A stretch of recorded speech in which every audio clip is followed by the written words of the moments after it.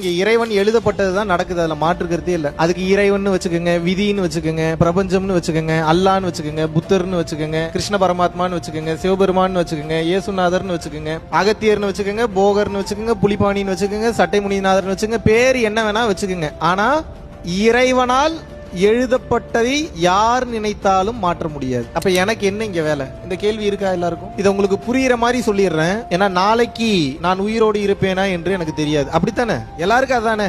நாளை என்ற ஒன்று இருக்குமா, இந்த பூமி சுழலுமான்றதே தெரியாது. அப்ப இன்னைக்கு எனக்கு இறைவன் கொடுத்த இந்த வாய்ப்புல உங்களுக்கு என்னால் புரிய வைக்க முடிஞ்சதை முழுமையா புரிய வைக்கணும்னு நினைக்கிறேன். எந்தவித ஒளிவு மறைவும் இன்றி என்னுடைய ஒவ்வொரு நிகழ்ச்சியும் சரி, ஒவ்வொரு சத்சங்கமும் சரி, ஒவ்வொரு நேரடி வகுப்பும் சரி, நான் எப்படி எடுப்பேன் அப்படின்னா இதுதான் கடைசி அப்படின்ற கூடிய மனநிலையில தான் எடுப்பேன். காரணம் என்ன அப்படின்னா, நாளை என்ற ஒன்று இருக்கிறது அப்படின்னு நினைச்சா தானே இந்த 2-3 பாயிண்ட மிஸ் பண்ணுவேன். சரி, அடுத்த டைம் வரும்போது பேலன்ஸை சொல்லி கொடுத்துடலாம், அதுக்கு அடுத்த டைம் வரும்போது இன்னும் பேலன்ஸ் சொல்லி கொடுத்துடலாம் அப்படின்ற எண்ணம் எப்ப வரும் அப்படின்னு வந்து பாத்தீங்கன்னா, நாளை என்ற ஒன்று இருக்கிறதுன்றது நம்பிக்கையை கொடுக்கும். சரி, ஓகே, தெளிஞ்சு வந்துருவேன்றது. இன்று என்ற ஒன்று தான் நிஜம், நாளை என்ற ஒன்று இல்லை அப்படின்னா ஞானம் பிறந்துருச்சுன்னு அர்த்தம். சோ அந்த வகையில பார்க்கும்போது இன்று இறைவன் எனக்கு கொடுத்த இந்த நாளை, இந்த அற்புதமான சூழ்நிலையை உங்களுக்கு பயனுள்ளதாகவும் ஆரோக்கியமானதாகவும் மாற்றிக்கொள்வதற்காக இந்த சத்சங்கத்தை இங்க ஏற்பாடு பண்ணியிருக்கோம்.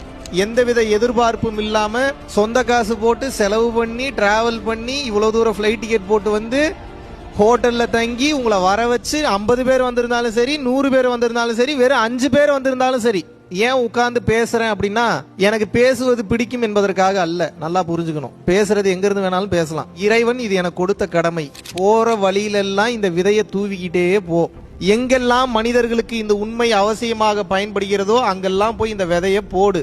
அந்த விதையை எடுத்துக்கிறவங்க எடுத்துக்கிட்டோம். அந்த விதை அவர்களுக்குள் இன்று இல்லை என்றாலும் என்றாவது ஒரு நாள் செடியாக முளைத்து மாபெரும் விருட்சமாக வளரும், சாயா விருட்சமாக வளரும் என்ற அந்த நம்பிக்கையை எனது குருமார்களும் இறைவனும் எனக்கு கொடுத்த காரணத்தினால் எதிர்பார்ப்பின்றி இன்றைக்கு உங்களிடம் நான் பயணம் செய்து கொண்டிருக்கிறேன். அந்த வகையில் பார்க்கும்போது இறைவனால் எழுதப்பட்ட தலைவிதி உங்கள் வாழ்க்கை மாறுமா மாறாதா, இதை பத்தி இன்னைக்கு தெளிவா பார்க்க போறோம். பார்க்கலாமா?